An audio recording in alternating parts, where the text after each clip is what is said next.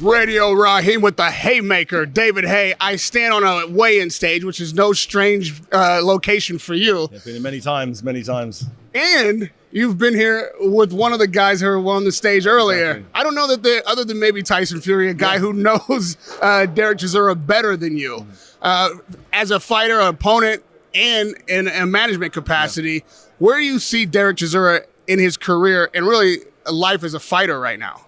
He's had a goal, had a mission that some thought was way past what could be reached, but he's proven through dedicating his life to boxing, to taking fights on short notice, but remaining in condition.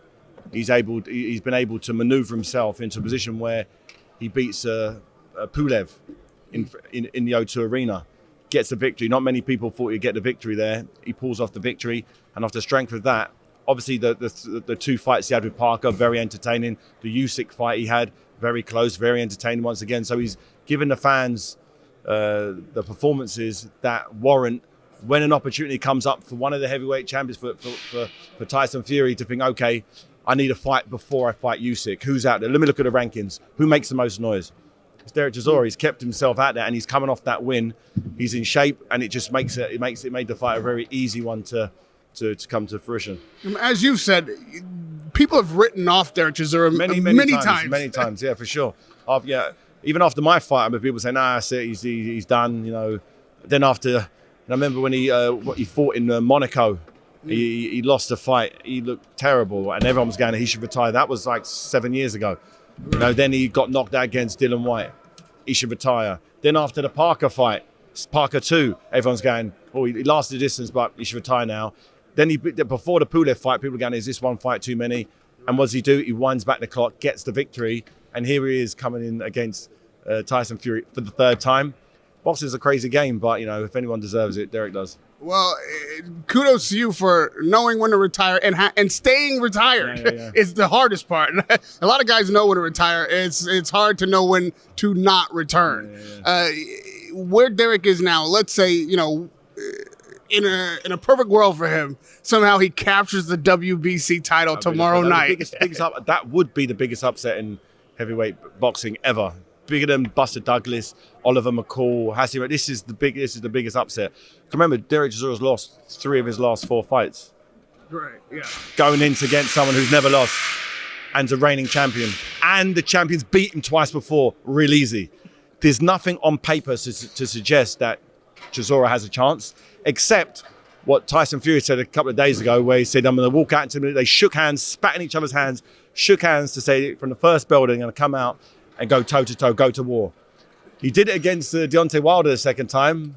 Maybe he means it. Maybe he's going to do it again. Now, knowing Dereck, if that happens and he crowd surfs back to the locker room with that belt around his chest, you think he's the kind of guy that would say, all right, that's the way I want to go out?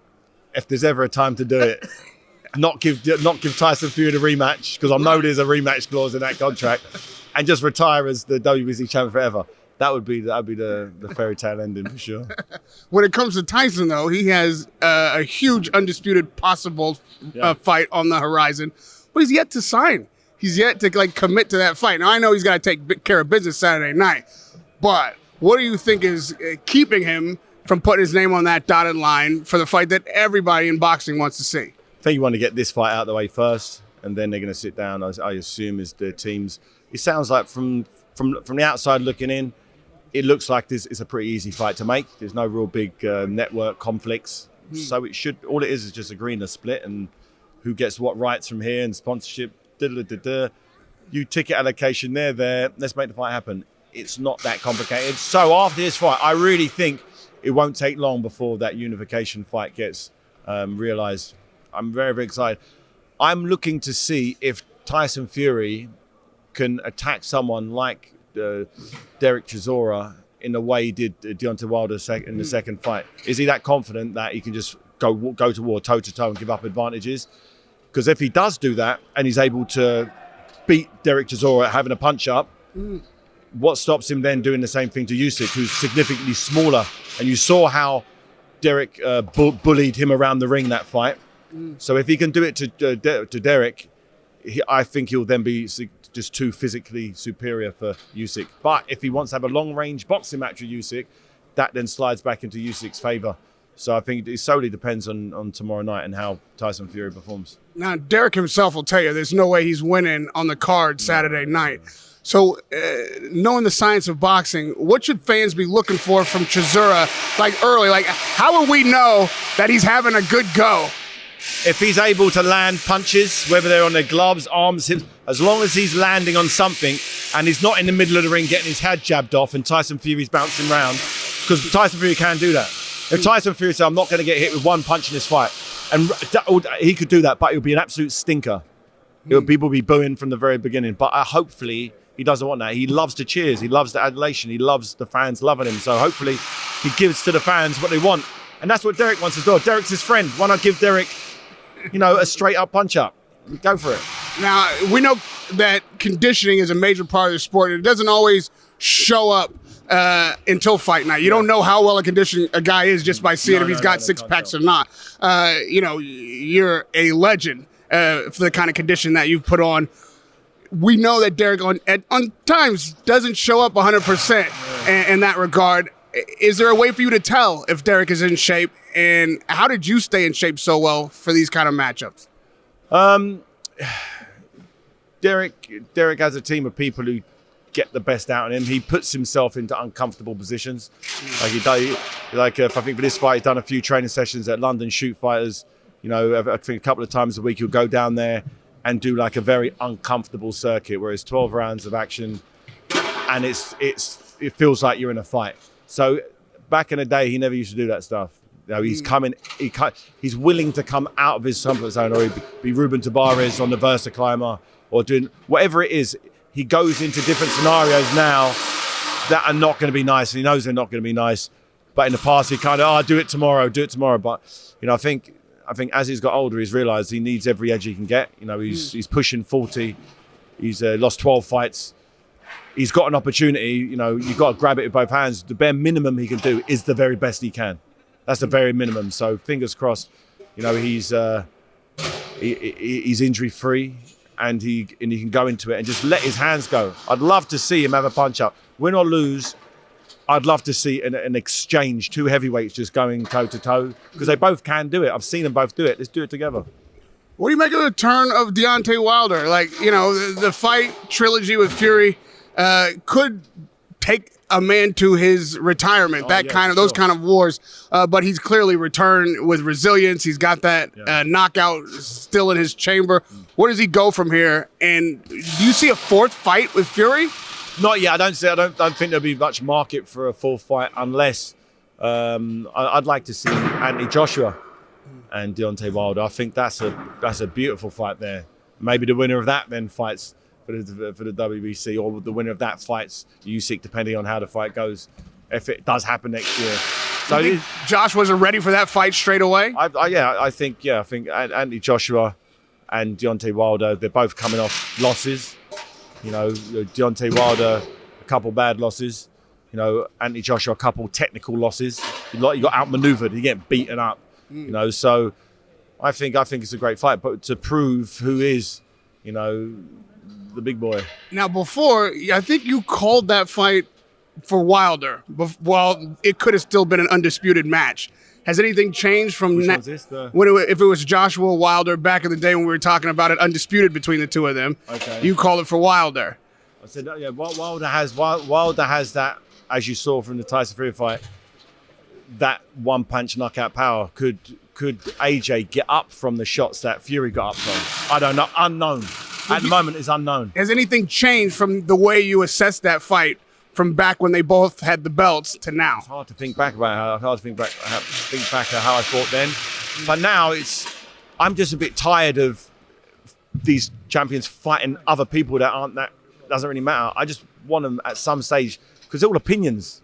It's like, who cares what I think? I just want them the best to fight the best, like they always have done. So hopefully this is the first step. This tomorrow is the first step for getting these unification fights happening, because it's just frustrating. It really is frustrating. I'm a fight fan. I'm a former fighter.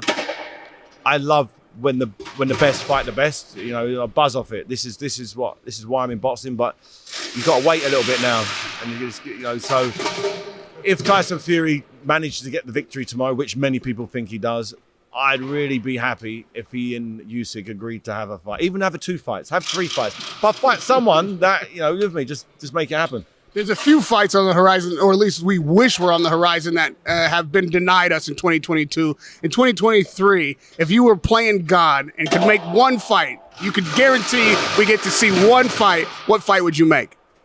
Yeah, Usyk and Tyson Fury, undisputed heavyweight. We have to know who it is. Is Usyk that good that he could bamboozle Tyson Fury? Some say he is. He looked pretty good against AJ. He looked very good against AJ. You know, let's find out. Let's find out. Do you have a gut for a feeling of a winner for that fight? Nah. Okay, if Tyson Fury goes in and knocks Dereck Chisora out in 3 or 4 rounds, then clearly he's able to get stuck in. And if he does that against Usyk, Usyk doesn't punch hard enough to keep him off him. He'll be able to just mow him down. But if he goes out and boxes Dereck and chooses not to get stuck in, then, you know, it's a bit, I'm not sure then. Lastly, when I talked to Usyk when he was receiving his Ring Magazine belt, the one fighter that he said flat out immediately he doesn't want to fight is the Juggernaut, Joe Joyce. Listen, the Juggernaut's a handful for anyone. It's like he's beaten him already in the amateurs. The WSB beat him over 5 rounds, and it wasn't easy. He won the fight. It wasn't easy though. You know, Joyce was on him the whole way. So yeah, he's the boogeyman of the division. Who, you know, smart people who want to have long, healthy careers avoid. But at some stage, he becomes mandatory, and you either give up your belt or you fight him. And he's going to get the fights at some stage. He's going to get the fights because they have to fight him because he's that good, and he just keeps the way he beats people. So I'm looking forward to seeing how he deals with some of the big hitters. We know he can take a shot from the likes of Parker. I thought Parker had world-class power. I thought he did. And I thought that world-class power would put at least a dent into the Juggernaut, but it didn't. It bounced off of him. So I'm like, okay, would one of Wilder's punches bounce off of him? Because that would be really weird if that was to happen. I thought the human anatomy, you know, if you hit someone hard enough over the head with a hammer, at some stage your skull crushes, but maybe his skull's just made of different stuff. I don't know. Maybe he's a mutant. Of the top 4 guys, Wilder, Usyk, Fury, Joshua, how many of them do you think the Juggernaut beats right now today? Would you call him the winner of any all 4 of those fights? I wouldn't know. I wouldn't bet on it now, but I can see versions of reality where they just can't keep him off him and he just grinds them down. They could be beating him. Usyk could be beating him for 7-8 rounds and just runs out of steam because the pace is so high. I can see that happening.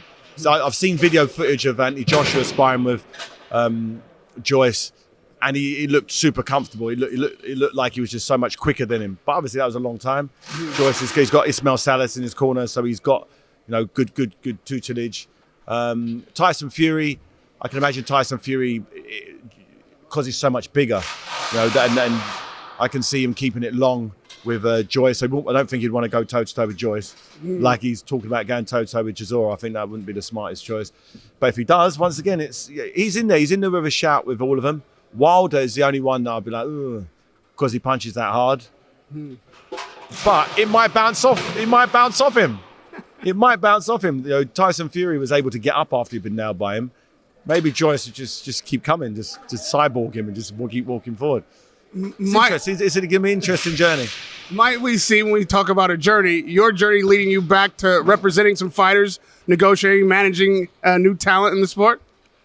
A little bit, maybe, but not that much. A little bit, maybe. Okay, I feel like there's something in the back of your mind there. We'll wait to see. David Haye always has something up his sleeve, and always at the top of the news. A pleasure to talk to you. The Haymaker, Radio Rahim with David Haye.